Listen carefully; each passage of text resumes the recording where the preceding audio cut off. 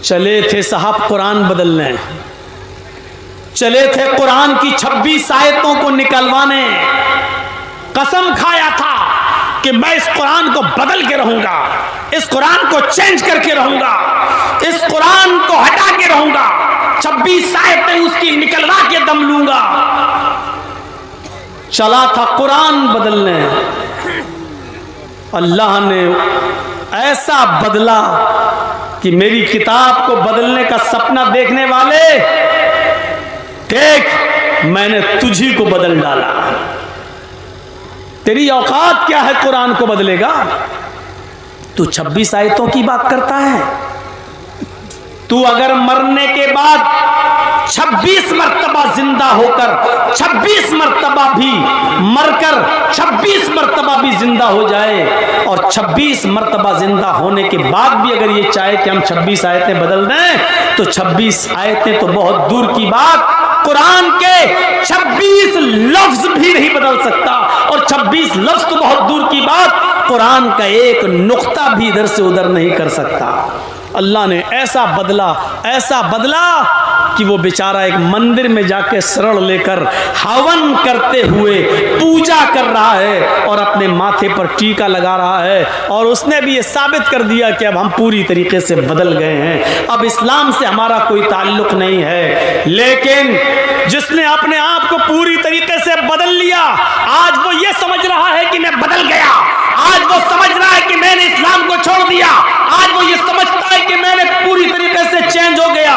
लेकिन वही नारायण, जितेंद्र नारायण त्यागी जब जब पेशाब करने के लिए बैठेगा, अल्लाह की कसम वो यही सोचेगा कि मैंने अपने आप को तो बदल दिया, लेकिन ये खतना भी बदल जाता तो अच्छा होता। ये मेरे नीचे का हिस्सा, मेरी नीचे की मशीन भी अगर चेंज हो जाती तो अच्छा होता। वो अपने आप को गालियां देगा कि हमने सबको बदला, अपने आप को बदल दिया, यही नहीं बदल पाया मैं। मोदी जी को फोन कर रहा होगा बार बार, दुनिया में कहीं भेज के हम ये खतना बदलवा दो, ये सही करा दो। और हुकूमत की तरफ से फोन जा रहे होंगे फ्रांस, जापान, ऑस्ट्रेलिया, लंदन, कोई ऐसी सर्जरी निकालो कि उसका खतना सही हो जाए, जैसे इंसान नॉर्मल तरीके से पैदा होता उसी उस पे आ जाए। लेकिन दुनिया में ऐसी कोई सर्जरी ही नहीं है। शायद दूसरे मुल्कों के लोगों ने फोन पे कह दिया होगा, मोदी जी जैसा है वैसा ही रहने दो, अगर सर्जरी करवाई तो पूरा का पूरी की मशीन गायब करना पड़ेगी, फिर ये बेचारा ना मर्द ही रहेगा ना औरत, बीच वाला कहीं ना बन जाए, इसलिए उसको ऐसे ही रहने दो। अब आप देख लीजिए कि उसको अल्लाह ने कहां पहुंचा दिया। वो पूजा करेगा, अपने आप को हिंदू समझेगा, मूर्ति के सामने झुकेगा, अपने आप को हिंदू समझेगा, पंडितों के बीच में जाएगा, अपने आप को त्यागी समझेगा, ब्राह्मण से अपने आप को समझेगा। लेकिन जब वो पेशाब करने के लिए बैठेगा तो सोचेगा ये नहीं, अभी मैं पूरी तरीके से हिंदू नहीं हूं। लैट्रिन करने जाएगा तो उसकी नजर पड़ेगी, कम बखत ये चीज कैसे बदली जाएगी, अपने आप को तो बदल दिया, ये नहीं बदल पा रहा हूं मैं। ये चीज उसको जिंदगी भर कोसती रहेगी, ये चीज उसको जिंदगी भर एहसास दिलाती रहेगी, और वो खुद सोच रहा होगा बेचारा कि ये मेरा क्या हो रहा है, ये क्या हो गया, और जिंदगी भर ये चीज उसका पीछा नहीं छोड़ेगी। इसको कहते हैं मेरे भाइयों ऊपर वाले की मार। बदलने के बावजूद भी वो ये नहीं कह सकता है कि मैं पूरी तरीके से बदल गया, पूरी तरीके से इस्लाम को छोड़ने के बावजूद वो ये नहीं कह सकता कि मैं ऊपर से नीचे तक पूरी तरीके से मैं हिंदू हूं, वो ये नहीं कह सकता है, क्योंकि हिंदू भाई हमेशा यही गाली देते हैं, हमें कटुए, कटमुल्ले, कटुए, हमको जिंदगी भर यही गाली देते हैं। अब वो इसको क्या कहेंगे? ब्राह्मण तो है, हिंदू तो है, लेकिन इसको हम कहेंगे कटुआ हिंदू।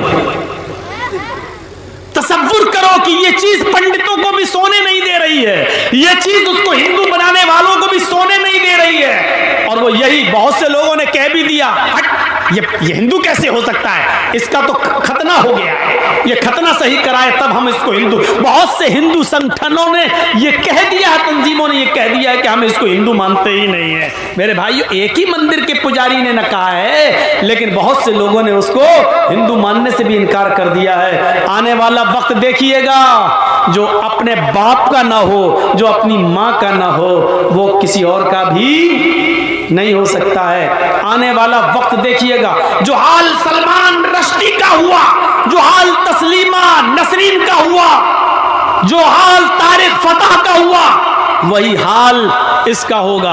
आज सलमान रश्दी को भी जब उसने कुरान के खिलाफ आवाज उठाई तो दूसरे लोगों ने उसको हाथों हाथ लिया, ईसाइयों ने हाथों हाथ लिया, अमेरिका ने हाथों हाथ लिया, लंदन वालों ने उसको हाथों हाथ लिया। लेकिन जब वो अपने मजहब का ना हुआ तो दूसरों का कैसे हो जाएगा। जब उसने ईसाइयत पर कीचड़ उछाला, जब उसने यहूदियत पर भी किताब लिखी तो उन लोगों ने भी उसको वहां से निकाल दिया। तस्लीमा नसरीन का यही हाल हुआ, जब उसने इस्लाम के खिलाफ किताब लिखी लज्जा, तो उसको दूसरे मुल्कों ने बहुत सराहा, लेकिन जब उसने दूसरे मुल्कों में जाकर जब उनके मजहब के खिलाफ आवाज उठाई तो उसको भी उस मुल्क से निकाला गया और उसको भी गालियां दी गई। एक दिन यही होगा इसका भी। इसकी इज्जत उस वक्त तक है जब तक मोदी जी हैं। मोदी गए, ये भी गया, और कभी ना कभी तो जाएंगे मोदी जी। हमेशा कोई रहा है, कभी तो जाएंगे। हैं?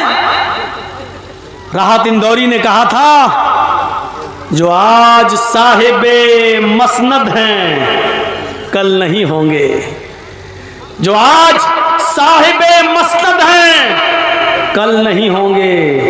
किराएदार हैं, जाती मकान थोड़ी है, जाती घर थोड़ी है इनका, किराएदार हैं।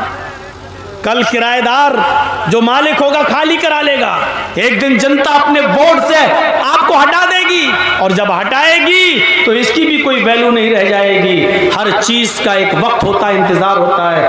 अच्छा हुआ चला गया, कुरान को बदलने का सपना तो वो कभी देख ही नहीं सकता था, इसलिए कि कुरान किसी के बाप की किताब थोड़ी है कि जो चाहे उसको बदल दे।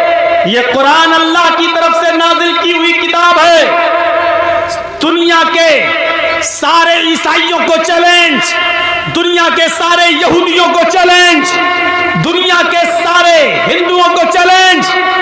हम मुसलमानों को भी कहते हैं, आइए उनकी तरफ से मैं आवाज उठाता हूं, आओ अपनी अपनी किताबें लेकर। बुद्धिस्ट अपनी किताबें लाएं, सिख अपनी किताबें लाएं, क्रिश्चियन अपनी किताबें लाएं, यहूदी अपनी किताबें लाएं, हिंदू अपनी किताबें लाएं, मुसलमान अपनी किताब लाएं, और सबको लाकर एक मैदान में जमा कर दें। एक किताब भी बाकी ना छोड़ी जाए धार्मिक, और घासलेट डालकर, मिट्टी का तेल डालकर उन सारी किताबों में आग लगा दी जाए, उन सारी किताबों को जला दिया जाए, उन सारी किताबों को राख कर दिया जाए। उसके बाद कहा जाए, आए ईसाइयों आओ, लाओ अपनी इंजील जिंदा करो। अल्लाह की कसम, सारे ईसाई मिल जाए इंजील जिंदा नहीं कर सकते। आओ यहूदियों, आपकी अपनी किताब तौरात जिंदा करो।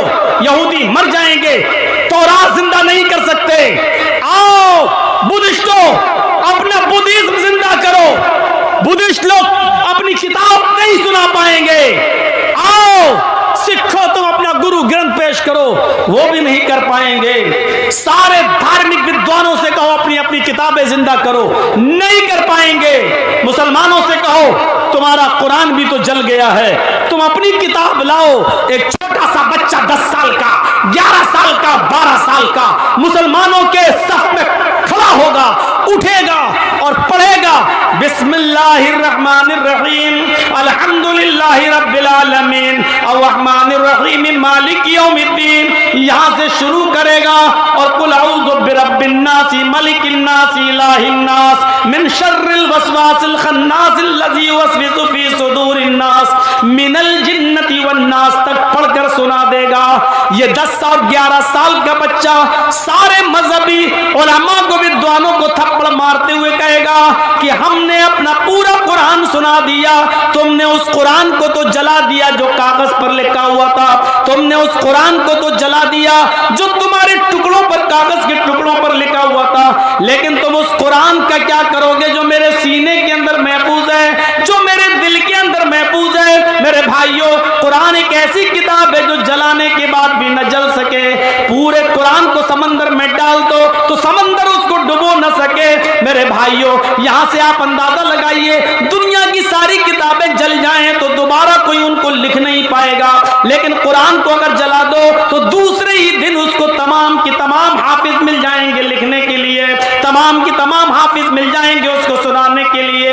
ये चले बेचारे कुरान को मिटाने, ये चले बेचारे कुरान की आयतें बदलने। अल्लाह तबारक व तआला ने सच फरमाया, इन्ना नहनु नज़्ज़लना ज़िक्रा व इन्ना लहू लहाफ़िज़ून। हम ही ने इस कुरान करीम को नाजिल किया है, हम ही ने इस कुरान करीम को उतारा है और हम ही इसकी हिफाजत फरमाएंगे, हम ही इस कुरान करीम की रक्षा करेंगे। ये कुरान न कभी मिटा है न कभी मिटेगा, और 1400 साल पहले, 1400 साल से इस कुरान को मिटाने की बड़ी कोशिशें की गई हैं। ये तयागी,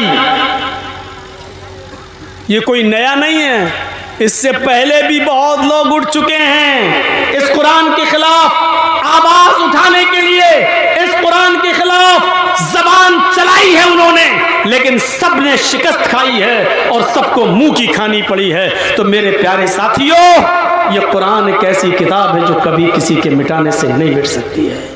ईमान पैदा हो। ये कुरान की चंद आयतें जब किसी के कान में पड़ जाती थी तो उसके दिल की दुनिया बदल जाती थी, दिल की दुनिया बदल जाती थी। कुरान की चंद आयतें सुनी थी हजरत उमर फारूक ने, जो अपनी बहन को मारा था, अपने बहनोई को मारा था, लेकिन कहा तुम लोग ईमान से बाज नहीं आ सकते हो तो चलो कुरान पढ़ के सुनाओ। देखिए जरा, ये ईमान है। हजरत उमर फारूक निकल तो रहे जनाबे मोहम्मद रसूलुल्लाह को मारने, तलवार निकाल ली कि आज मोहम्मद को कत्ल कर देंगे सल्लल्लाहु अलैहि वसल्लम, लेकिन रास्ते में किसी ने कहा कहां जा रहे हो, जवाब दिया मोहम्मद को मारने। बहुत परेशान कर रखा है, आज जड़ ही को खत्म कर देंगे, ना रहेगा बांस ना बजेगी बांसुरी।